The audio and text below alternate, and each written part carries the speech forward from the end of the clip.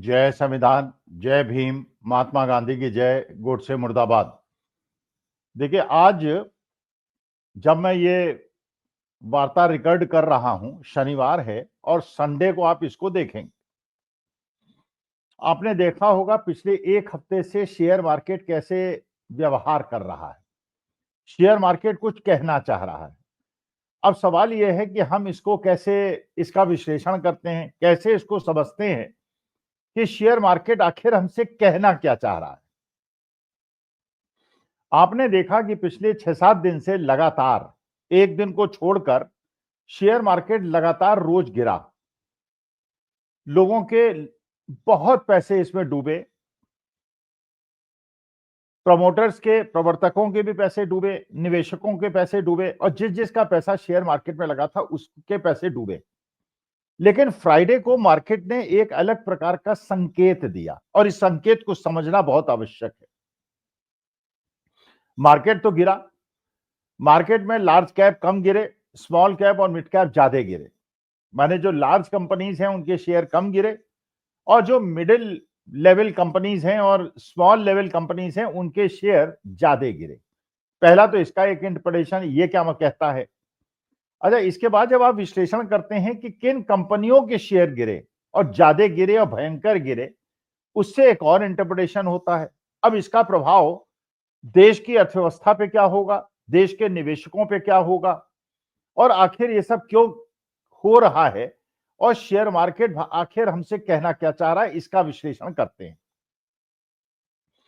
देखिए, पहली बात तो यह है, अगर शेयर मार्केट इसी प्रकार से गिरता रहा और पिछले 1.5 साल के अंदर शेयर मार्केट ने नेगेटिव रिटर्न दिया, तो आपको पता है 2004 के बाद जिन लोगों का पैसा एनपीएस में, यूपीएस में लगाया गया है और सरकारी एम्प्लॉइज के पेंशन को खत्म कर दिया गया है, उनके रिटर्न पे इसका क्या अंतर पड़ेगा। और बहुत सारे लोगों ने एलआईसी में पैसा लगाते हैं, लाइफ इंश्योरेंस कॉर्पोरेशन में पैसा लगाते हैं। एलआईसी के बाद भरपूर पैसा होता है, one of the largest organization which invest in share market, वो एलआईसी। भाई, जो भी हम अपना इंश्योरेंस का प्रीमियम देते हैं और देश के अंदर करोड़ों लोग जो है एलआईसी के अंदर अपना इंश्योरेंस कराते हैं, करोड़ों रुपए इकट्ठे होते हैं, प्रीमियम बहुत ज्यादा होता है, देय धनराशि बहुत कम होती है। तो अगर आप देखें बोनस आपको मिला, जो आपको रिटर्न मिला, कितना प्रीमियम उनको देना पड़ा, कितनी डेथ्स हुई उसके बाद देना पड़ा, उसके बावजूद एलआईसी के पास बहुत सारा पैसा रहता है। तो उस पैसा जो उसके पास आया, उसके रिटर्न पाने के लिए उस पैसे को वो शेयर मार्केट में भी लगाता है और बॉन्ड मार्केट में भी लगाता है। बॉन्ड मार्केट में उसको फिक्स रिटर्न मिलता है और शेयर मार्केट के अंदर रिटर्न जो है फ्लक्चुएट करता रह सकता है, कम भी मिलता है, ज्यादा भी मिलता है। म्यूचुअल फंड भी पैसा लगाते हैं और फॉरेन इन्वेस्टर्स भी पैसा लगाते हैं। सवाल यह है कि पिछले 2-3 साल में अगर आपने देखा, विश्लेषण किया, तो फॉरेन इन्वेस्टर्स ने लाखों करोड़ों रुपए शेयर मार्केट से निकाला है। इसका मतलब यह है कि विदेशी निवेशकों ने भारत की अर्थव्यवस्था, भारत के शेयर मार्केट के बारे में वो सब पढ़ लिया जो शायद हम लोग नहीं पढ़ पाए, या हम असहाय थे, हम पढ़ नहीं पा रहे थे या पढ़ नहीं सकते थे। कारण कि जैसे कहते हैं कि money was chasing the shares, पैसा बहुत ज्यादा था, शेयर्स कम थे, जिसकी वजह से शेयर के प्राइसेस गिर रहे थे। इकोनॉमी पढ़ने के बावजूद, क्योंकि लोगों का पैसा यूपीएस एनपीएस में लगा था, क्योंकि लोगों का पैसा एलआईसी में लगा था और इतना ज्यादा पैसा था जो शेयर मार्केट में जबरदस्ती भेज दिया गया था, क्योंकि पहले तो पेंशन स्कीम थी तो ये पैसा एनपीएस यूपीएस में नहीं आता था। अब एनपीएस यूपीएस में आता है और आप कुछ नहीं कर सकते, वो पैसा तो बॉन्ड शेयर मार्केट में जाएगा ही जाएगा। आप कुछ कर लीजिए क्योंकि आपको रिटायरमेंट उसी से रिटर्न मिल रहा है।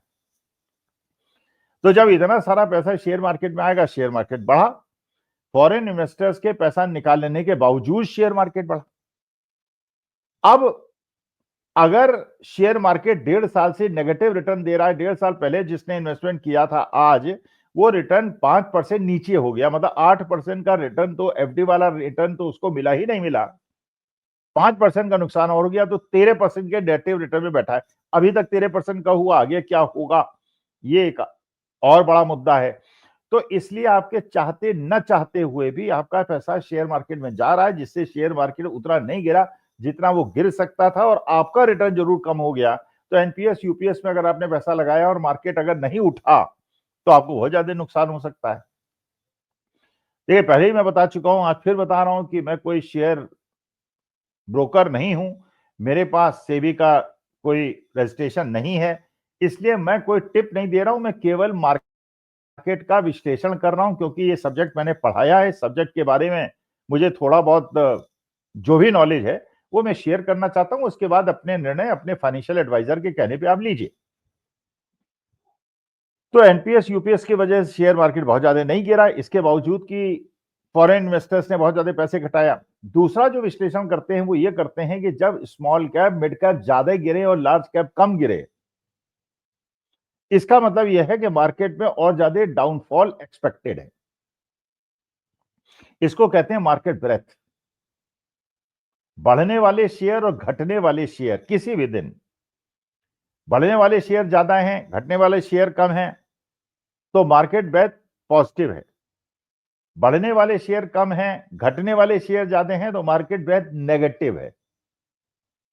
अच्छा, लार्ज कैप कंपनीज कम है, मिड कैप उससे ज्यादा हैं, स्मॉल कैप उससे भी ज्यादा हैं, तो यह हो सकता है कि लार्ज कैप बढ़े और मिड कैप घटे और स्मॉल कैप बहुत ज्यादा घट जाए, तो मार्केट ब्रेथ बहुत ज्यादा नेगेटिव हो जाएगी। क्योंकि संख्या पे बात हो रही है, तो जब स्मॉल और मिड कैप ज्यादा गिरेंगे तो मार्केट कैप और ज्यादा नेगेटिव हो जाएगा, मार्केट ब्रेथ और ज्यादा नेगेटिव हो जाएगी।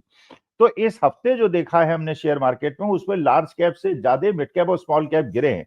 तो मार्केट का एक सिद्धांत है, जब मार्केट बढ़ता है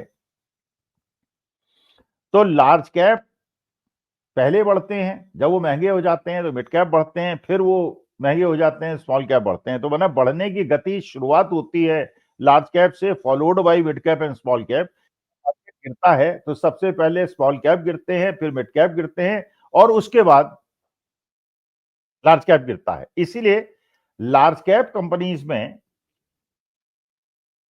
जो गिरावट और चढ़ावट होती है वो कम होती है, उसके अंदर लॉस और प्रॉफिट ज्यादा नहीं होते, और स्मॉल कैप में वेरिएशन जो है बहुत ज्यादा होता है, वेरिएंस बहुत ज्यादा होता है, बहुत ज्यादा प्रॉफिट और बहुत ज्यादा लॉस भी हो सकता है। इसलिए रिस्की स्मॉल कैप ज्यादा होते हैं, उससे कम रिस्की मिड कैप होते हैं, और उससे कम रिस्की लार्ज कैप होते हैं। अब ये मार्केट का एक द्योतक कि स्मॉल कैप ज्यादा गिर रहे हैं, मिड कैप ज्यादा गिर रहे हैं और लार्ज कैप कम गिर रहे हैं। एक और फिर तीसरा, शेयर मार्केट के अंदर कल एक चीज की घटना आपने ध्यान दी होगी कि अडानी जी के शेयर बहुत ज्यादा तेजी से गिरे। मतलब इतना ज्यादा तेजी से अडानी के शेयर शायद आपने 10 साल में गिरते हुए नहीं देखे होंगे। एक दिन के अंदर ये गिरावट हुई है। अडानी एनर्जी और अडानी पावर के शेयर तो बहुत ही ज्यादा गिरे हैं।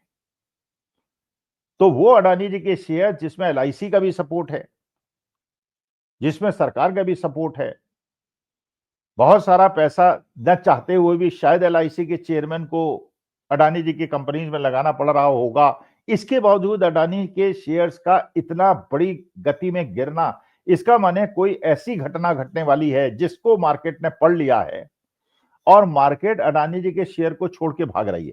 ये विश्लेषण कर रहा हूं, मैं कोई टिप नहीं दे रहा हूं। ये मैं नहीं कह रहा हूं कि अडानी के शेयर गिरेंगे या नहीं गिरेंगे, वो आपका निर्णय है, मैं तो केवल विश्लेषण कर रहा हूं। तो शेयर मार्केट में जैसे अभी एक सूचना आई है कि अमेरिकन कोर्ट्स के अंदर एसईसी ने ये एप्लीकेशन दी है कि जो वारंट उन्होंने भारत के गवर्नमेंट को सर्व करने के लिए अडानी जी को 1 साल पहले दिए थे, अभी तक सर्व नहीं हुए हैं, तो उन्हें ईमेल से वो वारंट तामील करा दिए जाएं, और हो सकता है कि वो एक्शन ले लें। और उस एक्शन की वजह से शायद ये जैसे ही खबर आई है, मार्केट बुरी तरह से टूटा है, और मार्केट ही नहीं केवल टूटा है, अडानी जी की कंपनी के शेयर बहुत ज्यादा टूटे। स्मॉल कैप का ज्यादा गिरना, मार्केट का एक हफ्ते से लगातार गिरना, अडानी जी के शेयर्स का अडानी एनर्जी और अडानी पावर का बहुत ज्यादा गिरना, मेरे ख्याल से कुछ इंडिकेट कर रहा है, और ये इंडिकेट कर रहा है कि शायद भारत की अर्थव्यवस्था। अच्छा, दूसरी बात यह है कि जब फॉरेन इन्वेस्टर्स शेयर मार्केट से पैसा निकालते हैं और डॉलर वापस ले जाते हैं, तो उससे रुपया कमजोर होता है और आपने देखा रुपए में जितनी जबरदस्त गिरावट आई है। अब 92 रुपए के आसपास डॉलर की कीमत हो गई है और लगातार गिर रहा है। और जब ये रुपया कमजोर होता है तो जो आयातित तेल है वो महंगा हो जाता है। जो विदेशी ऋण आपने ले रखे हैं वो बिना आपके अलग अलग ऋण लिए हुए महंगे हो जाते हैं और देश की अर्थव्यवस्था पे बहुत ज्यादा नुकसान होता है। और क्योंकि हमारा देश एक आयात मूलक देश है, निर्यात परक देश नहीं है, इसलिए हम पे और ज्यादा असर पड़ता है। तो मेरा केवल आपसे निवेदन है, जहां एनपीएस यूपीएस में है, एलआईसी में आपने पैसा लगाया है, उसमें आप कुछ कर नहीं सकते, वो एलआईसी के हाथ में है, एनपीएस यूपीएस के हाथ में है। लेकिन आपको ध्यान रखना पड़ेगा, मार्केट को समझना पड़ेगा और ये समझना पड़ेगा जिस प्रकार से अंतर्राष्ट्रीय घटना घट रही हैं, आपका शेयर मार्केट में पैसा लगा हुआ कितना सुरक्षित है। क्योंकि बॉन्ड मार्केट में इंटरेस्ट रेट कम कर दिए गए हैं, तो आपके पास आज विकल्प ही नहीं है कि पैसा आप कहां लगाएं। सोना चांदी इतना ज्यादा महंगा हो गया है कि आप चाह के भी नहीं खरीद सकते और इस ऊंचाई पे खरीदेंगे तो प्रॉफिट मिलेगा कि नहीं मिलेगा ये भी नहीं पता है। तो अब तो मुश्किल ये हो गई है कि आप पैसा रखें कहां, कहां आपका पैसा सेफ रहेगा। क्योंकि किसी भी देश की इकोनॉमी के लिए बैंकिंग सिस्टम का और शेयर मार्केट का स्वस्थ होना बहुत ज्यादा आवश्यक है। क्योंकि इंडस्ट्रियलाइजेशन के लिए बैंकिंग सिस्टम में पैसा होगा तभी इंडस्ट्री लोन ले पाएंगी और अगर शेयर मार्केट बढ़ेगा तभी कंपनियां शेयर मार्केट से पैसा उठा पाएंगी। वरना अगर लोगों के हाथ जले तो लोग शेयर मार्केट से भागेंगे और कंपनी की कैपेसिटी मार्केट से पैसा उठाने की कम हो जाएगी। तो बैंकिंग सिस्टम और शेयर मार्केट का नुकसान पूरे देश की इकोनॉमी को पड़ सकता है। इसलिए आपको थोड़ा संभल के सारी स्थिति को देखते हुए निर्णय लेने चाहिए और अपनी आंख और कान खोल के रखना चाहिए। केवल मैं आपको कह रहा हूं कि थोड़ा ध्यान रखिए, अपने पैसे का ध्यान रखिए। मैं कोई टिप नहीं दे रहा हूं, मैं कोई रिकमेंडेशन नहीं दे रहा हूं, क्योंकि मैं सेबी अप्रूव्ड ब्रोकर नहीं हूं। नमस्कार, धन्यवाद और प्रणाम।